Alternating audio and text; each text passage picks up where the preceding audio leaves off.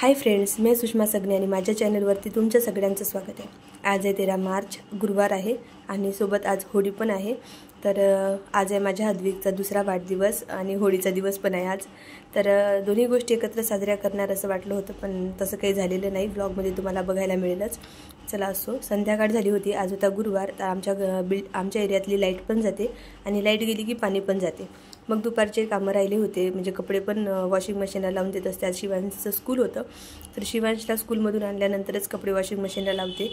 तर सकाळीच लाईट गेली होती, म्हणजे शिवांशला घ्यायला जायच्या आधीच लाईट गेली, त्याच्यामुळे कपडे वॉशिंग मशीनला लावून द्यायचे राहून गेले होते। आणि सोबत मग भांडी पण राहिली होती सकाळपासूनची घासायची, पाणी संपलं त्याच्यामुळे मग भांडी वगैरे आणि कपडे वगैरे धुवायचे बाकीच राहिले।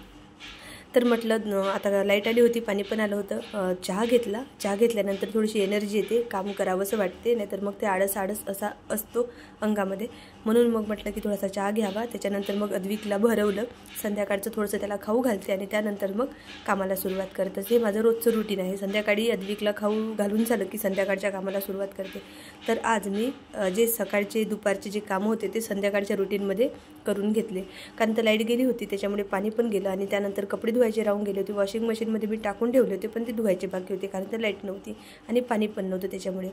तरी ते वॉशिंग मशीनमध्ये मी आता कपडे धुवायला लावत आहे।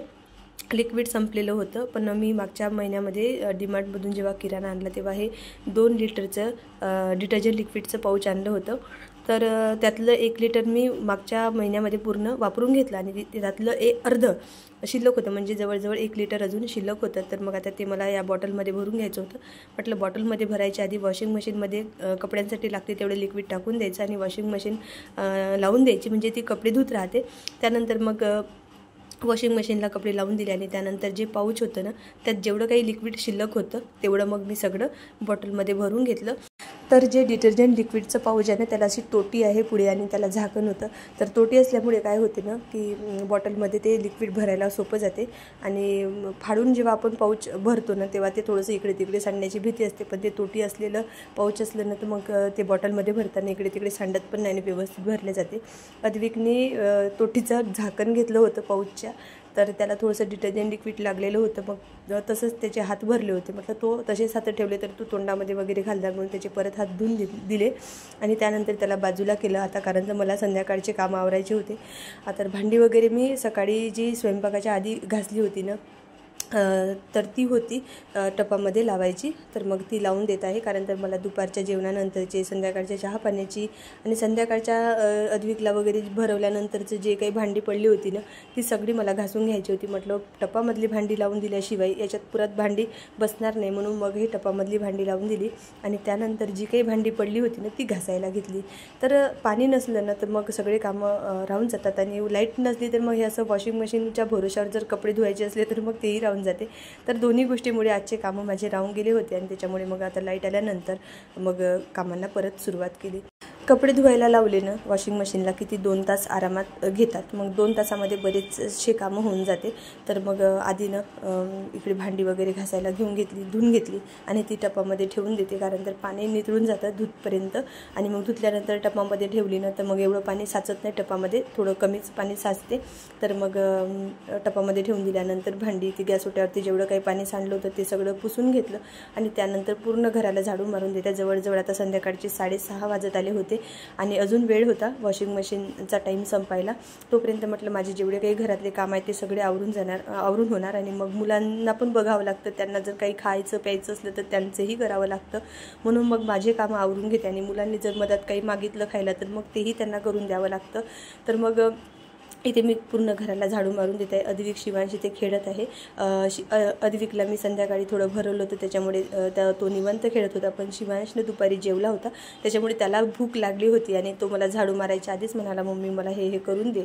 तर त्याला फ्रेंच फ्राईज खूप खायचे होते, आवडीने खायचे आहे, तर तो खूप आवड अशी आपली दाखवते, पण मी त्याला कधी फ्रेंच फ्राईज वगैरे खाऊ घातले नाही। तर फ्रेंच फ्राईज नाही बनवू शकत तर फिंगर तरी तळून दे, तर मग त्याच्यासाठी हे फिंगर तळायला घेतले।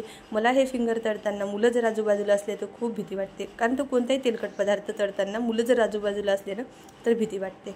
तर शिवांशचा आग्रह असतो की मम्मी मला तळायचं आहे, तर तो टाकून बघतो. मग मुलं कसेही टाकतात, मग तेल वगैरे उडण्याची भीती वाटते म्हणून मग त्यांना नको वाटते जवळ घेऊन असे तेलकट पदार्थ तळायला, तरीही मुलं ऐकत नाही आणि मग आपल्या आजूबाजूलाच असतात. असो, सगळे फिंगर तळून घेतले शिवांशच्या आवडीनुसार आणि मग इथे आम्ही बसलो खायला तिघेही मायले का. तर झाडू वगैरे तर आधीच मारून दिला होता, आता फक्त कपडे वॉशिंग मशीनमध्ये धुतल्यानंतर ते सुकायला टाकायचे होते. तर मग वॉशिंग मशीनचा टाईम संपला होता. मी कामं केल्यानंतर एवढी कामं केल्यानंतर वॉशिंग मशीनचा टाईम संपला आणि त्यानंतर मग कपडे सुकायला टाकून दिले गॅलरीमध्ये. आणि मग इथे संध्याकाळचे माझे आता हे कामं आवरून झाले होते, पण आज होळी होती आणि अद्विकचा दुसरा वाढदिवससुद्धा होता. काय साजरा करायचा आणि काय बनवायचं हा पहिला प्रश्न होता. तर होळीला वगैरे आपल्याकडे दरवर्षी म्हणजे पुरणपोळी वगैरे करतात, पण मी पुरणपोळी वगैरे करणार नव्हती. गुलाबजामुनचं पॉकेट होतं तर गुलाबजामुन करणार असं ठरवलं होतं. पण आता ना मी स्वयंपाकाचीच तयारी करते. पण स्वयंपाकाची तयारी करताना जेव्हा मी दाखवलं तुम्हाला तेव्हा माझे मिस्टर आणि शिवांश हे दोघे गेले होते केक आणायला. अद्विकचा बड्डे होता आज तर, आणि थोडंसं सामान पण लागत होतं, भाजीपाला पण संपलेला होता. तर मग थोडंसं भाज्या वगैरे आणतील असं वाटलं, पण त्यांनी भाज्या वगैरे काही आणल्या नाही. तर थोडंसं सामान जे काही लागणार होतं ते आणलं आणि केक आणला. केक आणल्यानंतर मग म्हटलं की आता स्वयंपाक करायला बसले तर उशीर होणार, आधी केक कट करून घ्यावा आणि त्याच्यानंतर मग स्वयंपाकाला सुरुवात करावी.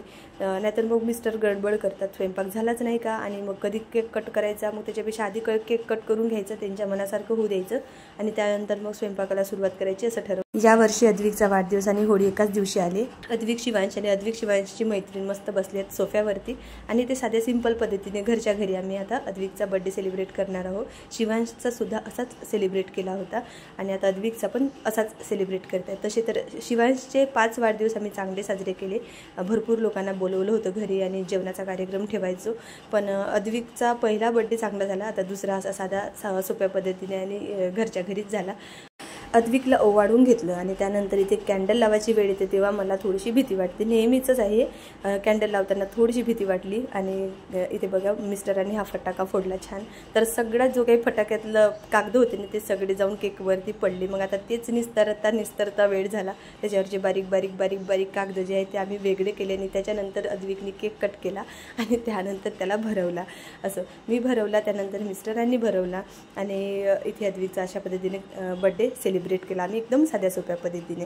तर त्यानंतर मिस्टरांनी जेव्हा केक आणला ना मार्केटमधून जाऊन तेव्हा शिवांशनी त्यांना मागितली पिचकारी. अद्विकला पण पिचकारी आणली आणि शिवांशला पण पिचकारी आणली, कारण तर दुसऱ्या दिवशी होती रंगपंचमी आणि रंगपंचमीच्या दिवशी मुलं खेळतातच आणि शिवांशनं खूप खेळला. रंगपंचमीच्या दिवशीच हा व्लॉग आला असता, पण मिस्टर होते घरी आणि त्यांना हे सगळं आवडत नाही, त्याच्यामुळे मग त्यांच्यासमोर त्यांना ज्या गोष्टी आवडत नाही ते सगळ्याचा पसारा घेऊन बसू नये म्हणून मग मी व्हिडिओ वगैरे एडिटिंगला बसले नाही. तर इथे बघा बड्डे बॉय कसा केक खात आहे आणि अशा पद्धतीने अद्विकने केक खाल्ला आणि चॉकलेट केक मुलांच्या आवडीचा असतो.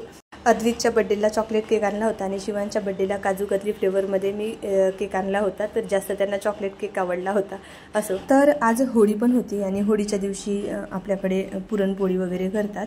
आमच्याकडे पण पुरणपोळी करते आणि इकडे पुण्यामध्ये मी राहते ना, पुण्याला तर प्रत्येक सणाला पुरणपोळी करते, असं नाही की होळीच्या सणाला किंवा पोळ्याला दिवाळीला अशीच पोळी होती. प्रत्येक सणाला इकडे पुरणाची पोळी करतात.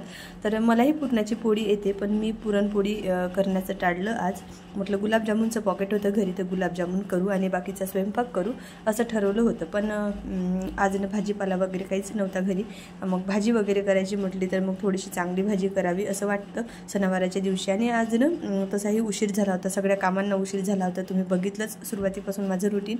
आज काय झालं, गुरुवार होता, लाईट नव्हती, त्याच्यामुळे कामंही थांबले होते, करायची बाकी होते आणि मग ते आता संध्याकाळच्या रुटीनमध्ये करायला घेतले तर सगळ्या कामांना उशीर झाला.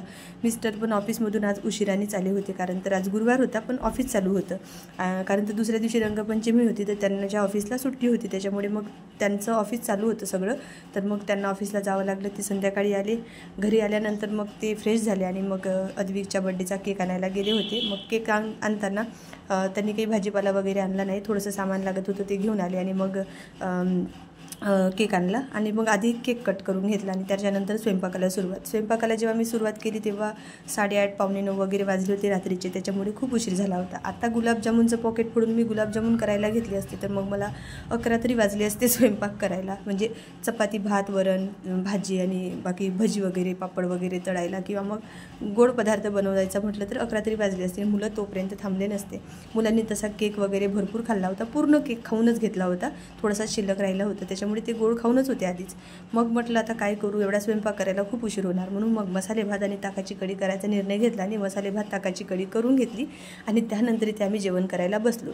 मसाले भात पण खूप छान झाला होता, ताकाची कढी पण खूप छान झाली होती आणि मुलांनी पण चांगलं जेवण केलं. आवरून घेतलं. जेवण केल्यानंतर गॅस आवरला, भांडी पण आवरली आणि त्याच्यानंतर थोडीशी क्लिनिंग बाकी होती. स्वयंपाक केल्यानंतर मी थोडासा गॅस पुसून घेतला होता, पण ते आहे ना एकदा शेवटचा क्लिनिंग केल्यानंतर मग बरं वाटते.